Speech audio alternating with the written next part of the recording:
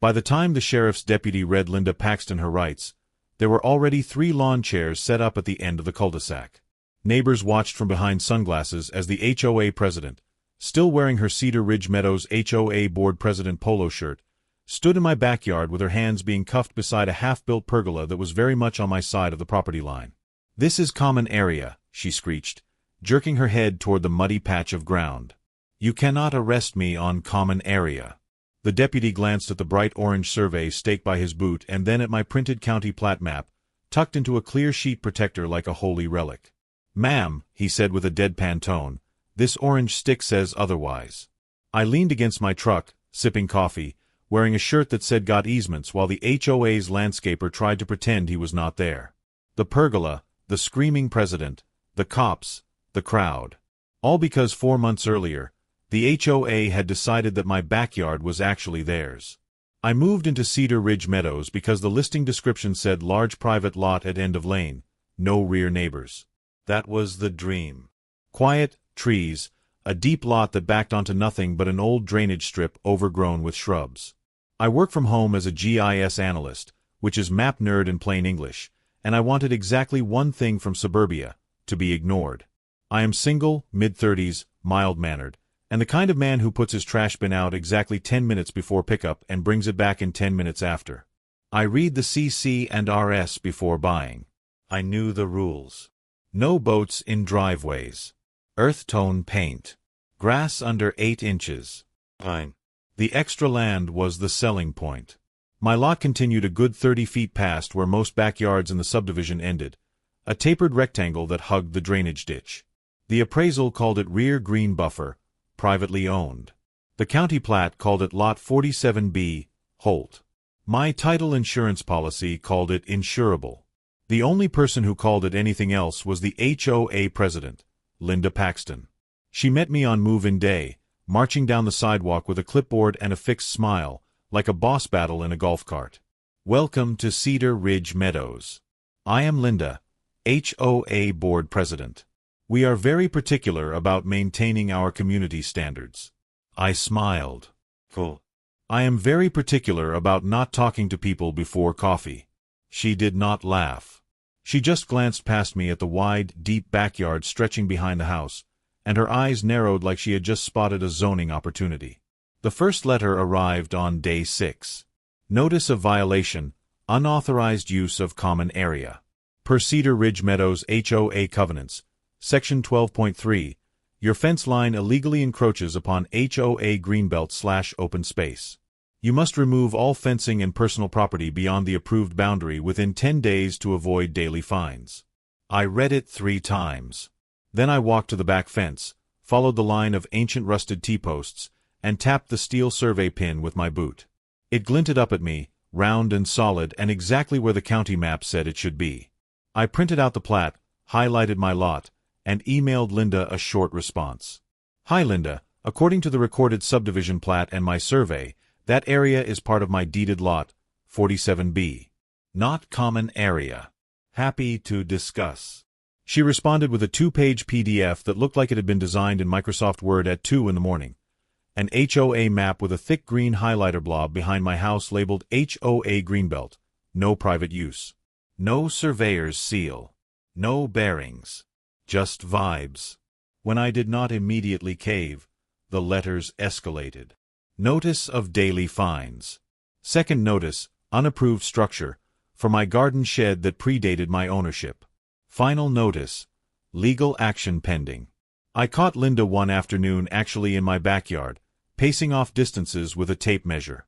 "Private property," I called out. Gate was closed. "As per the covenants, the HOA has the right to inspect common areas," she replied, not stopping. "Your things are on our land. My things are on my land." She smiled thinly. "That is not what our map shows." Word spread quickly. I noticed the sideways glances at the mailbox, the whispered "that is the guy trying to steal the greenbelt." Someone posted a blurry photo of my backyard to the neighborhood Facebook group with the caption, "Some people think they are above the rules." Then came the kicker, a glossy HOA newsletter announcing a future walking path and community pergola directly across what I knew, down to the coordinate, was my back lot. Projected start date, once encroaching fence is removed. Linda stopped pretending it was a misunderstanding when a contractor showed up. A white pickup rolled into the cul-de-sac one Friday morning. Logo reading Aspen Ridge Outdoor Living. Two guys hopped out and started unloading posts and concrete bags by my side gate. "Can I help you?" I asked, stepping outside. "You Darren?" the foreman asked. "Got a work order from Cedar Ridge Meadows HOA. Community pergola and path, back of the lot. They said they own the rear strip." I looked at the stack of lumber, then at the gate leading to my yard. I could practically hear Linda's voice in the notes. "Ignore the owner, he has been notified." I smiled tightly. "You are not stepping foot back there." The foreman shrugged. "Look man, they gave us this signed easement authorization with your name on it." I took the paper. It was a one-page grant of easement, giving the HOA the right to build and maintain community amenities on the rear 30 feet of my property. My name was typed at the bottom. So was my signature. Except I had never signed it. The signature was a bad photocopy of my closing docs, dropped onto the page like a cut-and-paste job from someone who thought Photoshop was sorcery. "Yeah," I said, with a flat voice. "That is forgery." I called the sheriff. Then I called the county recorder. Then, very calmly, I called my title insurance company and forwarded them every HOA letter, the fake map, and the forged easement. While I waited for the deputy, I walked into my office and fired up my work laptop. Within minutes I had the original recorded plat for Cedar Ridge Meadows, the legal description for Lot 47B, the subdivision's drainage easement records, and most importantly, aerial imagery from the last 10 years that showed my fence and yard had been in the same place long before Linda's reign began. The deputy arrived just as Linda marched up, already in full performance mode. "This is harassment," she said, waving her clipboard. "The HOA has authority over common areas. The rear greenbelt is common area. We have an easement." The deputy looked at me. I handed him the forged easement and the recorded plat. The deputy's face changed very slightly when he saw the obvious paste job. "You filed this with the county, ma'am?" he asked. "Of course," Linda snapped. "We amended the plat years ago. It is all official." The county recorder called back 5 minutes later and, on speaker, politely explained that no such amendment was on file, and if someone had filed a forged document, that was a felony. Linda went a little pale at the word felony. Title insurance called next. Their attorney wanted everything. Apparently, HOA trying to seize land via forgery lit up several very serious internal alarms. That was the moment the story stopped being about grass height and paint colors and turned into something much darker. Things moved fast after that. The county sent out an actual survey crew. Not Linda with her tape measure. Guys in high-visibility vests, tripods, and GPS poles. They hammered in fresh bright orange stakes at every corner of my lot, including that so-called greenbelt. One of them shook his head when Linda tried to show him her highlighter map. "Ma'am, this is not a legal document," he said with disbelief. My kid makes stuff like this for school." The sheriff's office opened an investigation into the forged easement and the alleged amended plat. The HOA's bank records were subpoenaed. Title insurance sent their own lawyer, a woman named Patel who smiled like a shark and spoke entirely in statute citations. At the emergency HOA board meeting, 3 of the 5 board members showed up looking like they had just been told their group chat was being printed and entered into evidence. "So, Linda," one of them said carefully, "you told us the rear strips were common area. That we already had the documents." "We do," she insisted. "The original developer promised that land would be greenbelt. The intent is clearly—" "The intent does not matter," Miss Patel interrupted, flipping through a binder.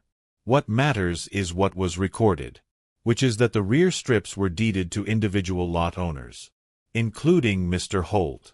Any attempt to take that land without proper compensation and procedure is unlawful." A murmur spread through the packed room. Someone whispered, "Wait, so my view corridor behind my fence is actually my land too?" "Yes," Miss Patel said. "And your HOA has been treating owners' property as common area for at least 5 years. Charging dues to maintain it. Denying owners the right to use it. And in Mr. Holt's case, forging documents to expand that misuse. Board members started scooting their chairs away from Linda like forgery was contagious. The sheriff's detective walked in midway through the meeting, carrying a folder. "Miss Paxton," he said, "we need to talk about the documents you emailed our office and represented as recorded with the county." He did not handcuff her. Not yet. But he did ask her to step outside. And for the first time since I had moved in, it was very, very quiet in Cedar Ridge Meadows. The real show happened 1 month later at the annual HOA meeting. By then, my backyard was marked like a crime scene and a math problem had a baby. Stakes, flagging tape, little orange caps. The county had completed their survey. Title Insurance had finished their investigation. And the DA's office had made a decision. The community center was standing room only. Folding chairs, warm lemonade, a Costco cookie tray no one was touching. The remaining board members shuffled papers at the front, clearly wishing they were somewhere else. "As you know, the treasurer began, we have had some issues regarding the rear property lines and—" The door opened. The sheriff's detective walked in with 2 deputies and a very official-looking woman from the DA's office. "Sorry to interrupt your meeting," the detective said, "but we have some business on the agenda." He motioned, and the projector flicked on. Instead of the usual budget spreadsheet, it displayed a series of images. A screenshot of the forged easement with my fake signature. The real recorded plat with my lot outlined in red. A side-by-side comparison of Linda's HOA map and the actual county GIS map. The final image drew a collective gasp. Grainy night vision footage from a neighbor's Ring camera, time-stamped 11:47 p.m., showing Linda in sweatpants and a hoodie, yanking up an old metal survey pin with a pair of pliers and hammering it back down 3 feet inside my yard. "Miss Paxton," the DA rep said calmly, "is that you relocating a legal property marker?" Linda stood up, face flushed.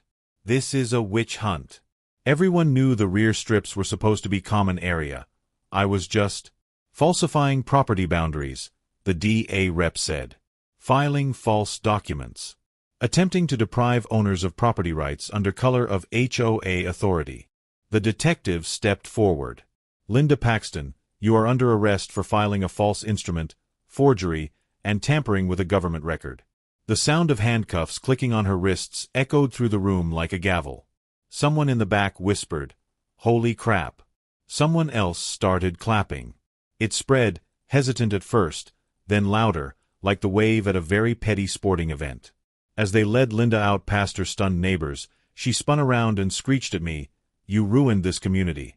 I just lifted my phone and took a photo of the HOA president embroidery on her polo as she was guided into the hallway. "For the file," I said quietly. Linda took a plea deal, 3 years probation, a fine of $12,000, mandatory restitution for the forged documents, and a court order permanently barring her from serving on any HOA board or similar governing body again. When the judge read the sentence, Linda's face went white. She opened her mouth to protest, but her lawyer grabbed her arm and shook his head sharply. The gavel came down, and just like that, the woman who spent years trying to steal my land was escorted out of the courtroom, finally stripped of the power she had abused for so long.